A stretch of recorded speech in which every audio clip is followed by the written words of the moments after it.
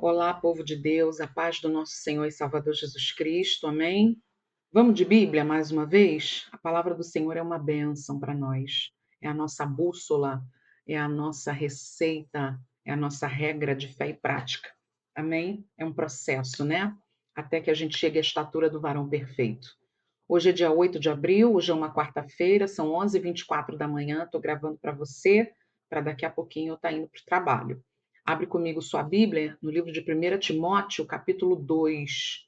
Eu vou estar fazendo a leitura de todo o capítulo 2 de 1 Timóteo e depois a gente vai esmiuçando a palavra do Senhor e vai se alimentando dela, tá bom? Antes de tudo, pois, exorto que se use a prática de súplicas, orações, intercessões, ações de graças em favor de todos os homens, em favor dos reis e de todos os que se acham investidos de autoridade, para que vivamos vida tranquila e mansa, com toda piedade e respeito. Isso é bom e aceitável diante de Deus, nosso Salvador, o qual deseja que todos os homens sejam salvos e cheguem ao pleno conhecimento da verdade. Porquanto há um só Deus e um só mediador entre Deus e os homens, Jesus Cristo, o homem, o qual a si mesmo se deu em resgate por todos, testemunho que se deve prestar em tempos oportunos. Para isto fui designado pregador e apóstolo, afirmo a verdade, não minto, mestre dos gentios na fé e na verdade. Verso 8. Quero, portanto, que os varões orem em todo lugar, levantando mãos santas, sem ira e sem animosidade. Verso 9. Da mesma sorte que as mulheres em traje decente se ataviem com modéstia e bom senso, e com cabeleira frisada, e com ouro ou pérolas, ou vestuário dispendioso. Porém, com boas obras, como é próprio às mulheres que professam ser piedosas. Verso 11. A mulher aprenda em silêncio e com toda a submissão. 12. E não permito que a mulher ensine, nem exerça autoridade de homem. Esteja, porém, em silêncio, porque primeiro foi formado Adão e depois Eva. E Adão não foi iludido, mas a mulher, sendo enganada, caiu em transgressão. Verso 15. Todavia será preservada através da sua missão de mãe, se ela permanecer em fé e amor e santificação com bom senso. Muito bem.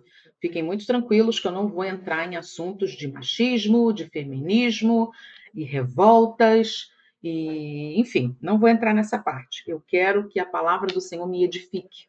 Eu quero que a palavra do Senhor me transforme. Eu quero aprender com a palavra e quero dividir isso com você. Bom, eu vou voltar um pouquinho na leitura que eu fiz e vamos começar esse aprendizado através do versículo 4, o qual deseja que todos os homens sejam salvos e cheguem ao pleno conhecimento da verdade. Muito bem. Aqui, essa parte, pleno conhecimento da verdade, me chamou a atenção porque eu recebi um relato da minha querida filha. Eu tenho uma filha de 13 anos chamada Linda, e ela é linda mesmo, de uma situação que ela passou na escola. Ela disse para mim assim: mamãe, eu fui no banheiro da escola esses dias e quando eu cheguei lá no banheiro já tinham outras duas meninas, duas ou três, não vou me lembrar de detalhes. E quando eu entrei no banheiro, eu entrei tão apressada porque eu já estava apertada há um tempo, eu não estava conseguindo segurar. E eu entrei rápido e eu escutei algumas meninas conversando, falando, fofocando, né? Para resumir logo, para ser direta. Falando de algumas pessoas, de alguns comportamentos que os nossos outros colegas têm, e até que chegou o meu nome na conversa. Eu estava lá no banheiro, de porta fechada, e eu escutei as meninas mencionarem o meu nome. Minha filha, o que elas falaram de você? Elas falaram que eu sou legal, mãe. Ah, a Linda é legal. Ela é legal. Não tem nada para falar da Linda, não. Ela é legal. E aí, depois, quando ela terminou de usar o banheiro, ela chegou perto das meninas. E aí, as meninas arregalaram o olho assim para ela. E as meninas perceberam: ó, tá vendo? Se tivesse falando mal, tava todo mundo ferrado aqui no banheiro.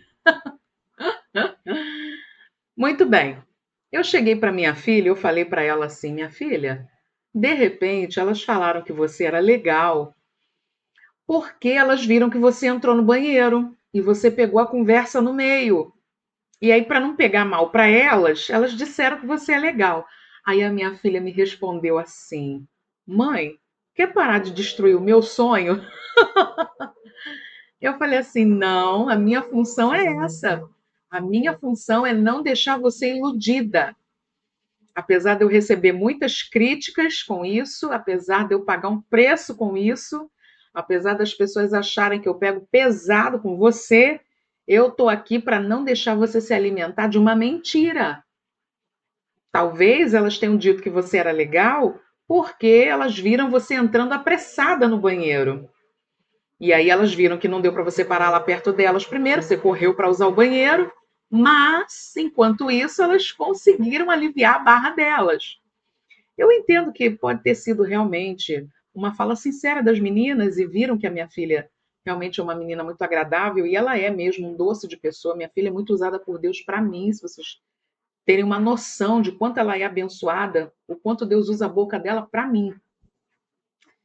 E eu me detive aqui nesse versículo 4, porque é desejo do Senhor que todos nós tenhamos o pleno conhecimento da verdade. Eu passei recentemente também uma situação, levei um golpe da internet e o site me parecia seguro, tinha até número de CNPJ, enfim, essa história vai ficar para um outro vídeo. Mas o que me fez parar, a princípio, nesse versículo 4 aqui, foi o pleno conhecimento da verdade. Se a gente for parar para analisar, Jesus já disse que o mundo já está morto no maligno. Eu já disse isso em outro vídeo anterior, uma outra palavra que eu liberei aqui no canal. Jesus disse que esse mundo jaz no maligno, e a palavra jaz significa que já está morto. E que o diabo, ele tem a paternidade da mentira. A paternidade, ela é uma função de autoridade, não de opressão, de peso, não de covardia, não de provar que tem mais força, mas uma função de autoridade, entendimento suficiente para saber manejar uma situação. E é isso que dá autoridade a alguém em algum assunto, o manejo correto da situação. Como você lidar com a situação da forma correta. E ao diabo cabe essa paternidade, ao diabo cabe esse manejo, essa ludibriação, que para o lado maligno não se chama de sabedoria, se chama de malandragem, se chama patifaria mesmo, né? Covardia. É isso que o diabo é, um covarde, um patife desgraçado, condenado, porque a ele cabe a paternidade da mentira. E quantos assuntos da nossa vida a gente passa por engano, passa por ilusão. Então, primeiro veio esse assunto que aconteceu na escola da minha filha, e depois veio esse assunto também que eu vivenciei na internet, esse engano, esse golpe, né? E dentre muitas outras experiências que eu já vivi, eu consegui detectar a necessidade de ainda alcançar esse pleno conhecimento da verdade, né? Situações de trabalho, situações dentro da igreja, dentro da própria igreja, porque a igreja ela é aberta para todos, então entra de tudo, entra todo tipo de gente dentro da igreja. E conforme eu fui caminhando na palavra, como é que a gente resolve? Como é que a gente alcança esse pleno conhecimento da verdade? Essa resposta está no primeiro versículo que eu li do capítulo 2, né? Que usemos, o apóstolo Paulo recomenda que nós usemos a prática de súplicas, orações, intercessões e ações de graças em favor de todos os homens, né? Para que a gente seja simples como a pomba, mas prudente como a serpente. Tem um ditado do mundo que diz: é um olho no padre e o outro na missa. E aí a gente converteu esse ditado popular para o gospel, né? Um olho no pastor e outro no culto, né? É você estar orando com o olho fechado e o outro aberto, é orando e vigiando. É mais ou menos isso. E nisso a gente procura achar um determinado equilíbrio que as situações da vida precisam, para que a gente chegue a esse pleno conhecimento da verdade.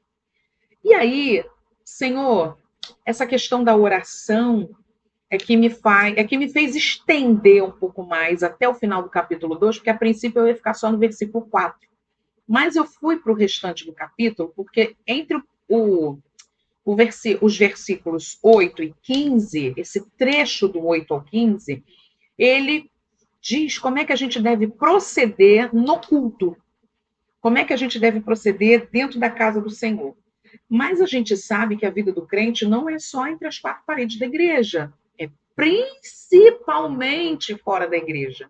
A gente aprende a ser crente na palavra do Senhor, na igreja, comunhão, EBD, pregação da palavra, louvor, tudo, para que a gente pegue aquilo tudo ali e dê um bom resultado ao reino de Deus fora das quatro paredes da igreja. E aí, a partir do verso 8, ele fala muito das mulheres, né? E como eu disse no início, eu não vou entrar nessa guerra dos sexos aqui, mas o apóstolo Paulo, ele me fez perceber que existe, eu não sei se a palavra certa que eu vou usar aqui é a fragilidade. Eu acho que na mulher existe uma tendência maior de acontecer o engano, né? Por favor, você que está me ouvindo aí, não me processa não, que eu estou me esforçando aqui também, tá? Estou em aprendizado com você. Porque quando eu li o versículo do 8 ao 15, a minha Bíblia de estudo me remeteu lá em Gênesis 3, em que a serpente não enganou Adão, mas ele enganou primeiro a Eva. E foi Eva que influenciou Adão, porque Eva como esposa, Eva como auxiliar, como adjutora, como muito próxima e íntima de Abraão, ela teve força de influência sobre ele, né? A confiança que ele depositou nela, ele foi de ralo junto com ela, né? Foi de bucha, foi no reboque junto com ela. E isso a mulher realmente tem um poder de influência muito grande. Mas o poder de influência que ela tem é o mesmo tamanho de fragilidade, de tendência a ser também influenciada pelo engano. Foi muito discutido durante toda uma história, um tempo da história, sobre essa questão da mulher ser o sexo frágil, né? E a gente sabe que a mulher tem capacidade para muitas coisas, ou a mulher, ela, mesmo que não tenha, ela acaba sendo revestida por Deus, porque existe um homem que não se posicionou. Ele tem a capacidade dada por Deus, mas ele não se posiciona. Então, a mulher que não tem a capacidade, Deus dá a graça para que ela passe a ter para ocupar o lugar daquele homem. Mas, originalmente, lá desde o princípio, não deveria ser assim. E aí a mulher, ela continua com essa essência sensível e de uma certa forma frágil, né? Tendenciosa a aceitar com mais facilidade uma proposta de engano. Eu me vi nessa situação quando eu fui recentemente fazer uma operação bancária na internet, né, para pagar um produto, e acabei caindo num golpe. Mesmo sabendo, eu não me considero uma mulher, a grosso modo dizendo, eu não me considero uma pessoa burra, alienada. E ainda assim, eu acabei sendo seduzida, né? Sendo ludibriada por um site da internet, todo direitinho, logomarca, CNPJ, nada a desconfiar, nada, nada, nada. Eu só percebi que eu tinha caído numa furada quando eu não recebi minha compra. Então, além dessa tendência mais frágil de cair num engano, a gente sabe que tem um outro lado maligno que se aproveita disso, que se aproveita dessa sensibilidade maior que existe em nós mulheres de sermos enganadas. Você está entendendo muito bem o que eu estou querendo dizer e não estou dizendo que a mulher ela é um ser alienado que precisa ser dirigido, enfim. Eu não vou ficar dando muitas explicações, senão eu vou perder o fio da meada aqui na palavra que eu quero liberar. Mas, conforme eu fui lendo dos versos 8 ao 15, eu fui entendendo que existe realmente. Tanto é que a situação que eu relatei para vocês no início do vídeo que aconteceu na escola da minha filha eram todas com meninas, né? No verso 14, apóstolo Paulo diz assim: e Adão não foi iludido. Foi o que eu já relatei aqui. Mas a mulher, sendo enganada, caiu em transgressão. Por que que isso me chamou a atenção? Porque essa situação que eu vivenciei do golpe na internet, eu fui tentar resolver uma questão e na minha cabeça, eu resolvendo aquela questão da internet, eu desdobraria várias outras que estavam amarradas nessa primeira que eu estava tentando resolver, né? Por exemplo, para você conseguir entender o que eu quero explicar. Quando a gente tem uma determinada quantia de dinheiro e a gente tem uma fatura de cartão de crédito para pagar, a gente fica na dúvida, ou eu pago a fatura do cartão de crédito, ou eu arco com outros compromissos que eu tenho. Então, o que, que você imagina? Eu vou arcar com cartão de crédito para não pagar juros por atraso, multa por atraso, e com o saldo liberado do cartão de crédito, eu resolvo as outras coisas que eu preciso. Não foi isso que eu vivenciei com esse golpe da internet. Eu estou usando essa situação de exemplo para você tentar entender que o que eu estava resolvendo era mais ou menos isso. Eu precisava resolver esta questão na internet, porque eu tinha outras pendências para resolver que dependiam dessa primeira. E aí, eu levando esse golpe, eu não resolvi a questão que eu precisava e nem desenrolei as outras que estavam pendentes. Então, o que, que aconteceu? Eu caí em transgressão. O que, que é transgressão? É pecado. Porque eu não consegui desenrolar as outras questões que estavam dependendo de eu solucionar essa primeira na internet. E por que, que eu caí em pecado e deixei de resolver as outras questões que estavam amarradas? Porque eu fui enganada, né? Talvez possa ter sim, me faltado uma desconfiança, uma prudência, uma sabedoria, fui tomada de uma cegueira. Amém, admito, errei. Senhor, tem misericórdia, eu vou estar atenta da próxima vez para não passar por isso. Mas o que eu quero focar aqui é que há um aproveitamento, há um abuso do maligno em cima dessa inocência, dessa cegueira, dessa falta de vigilância, dessa falta de sabedoria. Há questões para serem analisadas dos dois lados. Eu não sei se vocês estão conseguindo me entender. E aí ele diz aqui que Adão não foi iludido, mas a mulher, sendo enganada, caiu em transgressão porque ela acabou oferecendo um engano para Adão. E Adão é que acabou sendo influenciado por Eva. Dificilmente a gente vê um homem sendo enganado. Existe, tá? Existe sim. Mas a tendência maior do engano sempre cai em cima da mulher. E se a gente for reparar, dentro de um relacionamento, é sempre uma postura masculina de ensinar a mulher, de alertar a mulher, de orientar a mulher nas situações de vida, né? É assim que normalmente acontece. E aí a gente vai para o verso 15, que diz assim: todavia será preservada através da sua missão de mãe. Para você que é mãe que está me ouvindo aqui, Deus conhece até onde vai a sua sabedoria, a sua prudência, a sua vigilância, a sua vida de oração. Deus sabe também até que ponto chega a maldade do maligno em cima dessa realidade de vida que você tem. Mas o apóstolo Paulo diz que ainda assim, analisando todas essas questões, você tem uma missão, e essa missão é a sua maternidade, e ela vai ser preservada. Se ela permanecer em fé, porque sem fé é impossível agradar a Deus. É pela fé que você conheceu, que você teve um encontro com Jesus Cristo. A sua salvação, ela é garantida pela fé no sacrifício de Cristo na cruz do Calvário. Amor, liberação de perdão, sem rancor, sem azedume de amargura, comunhão com os irmãos.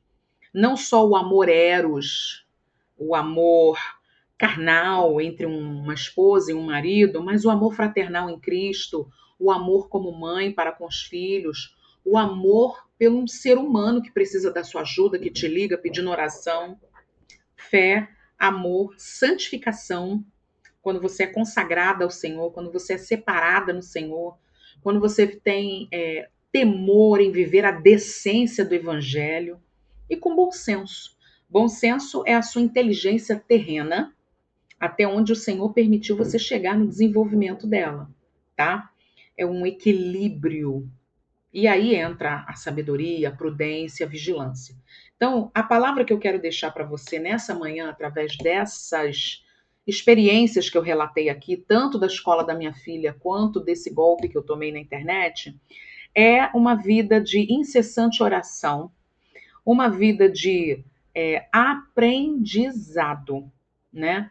Nós mulheres, dentro da humildade, dentro de um espírito submisso ao Senhor e também ao marido, como diz a palavra, esse marido sendo servo de Deus, esse marido sendo temente a Deus, obediente a Deus, ele vai entender como tratar bem uma mulher e a mulher vai ter todo o prazer de ser submissa a ele, porque ela vai entender que dele vem um equilíbrio santo do Senhor para não oprimi-la. Por isso que eu disse que eu não entraria nesse assunto, nessa discussão de guerra dos sexos aqui, porque para que uma mulher seja submissa, ela precisa se sentir protegida, cuidada, amada e não oprimida, agredida. Amém? E aí ela se propõe a aprender, ela se propõe a receber a autoridade desse homem, ela se propõe a acatá-lo, porque ela se sente amada e protegida. Mas antes de que isso aconteça com um esposo, com um marido terreno, isso já acontece com o Espírito Santo.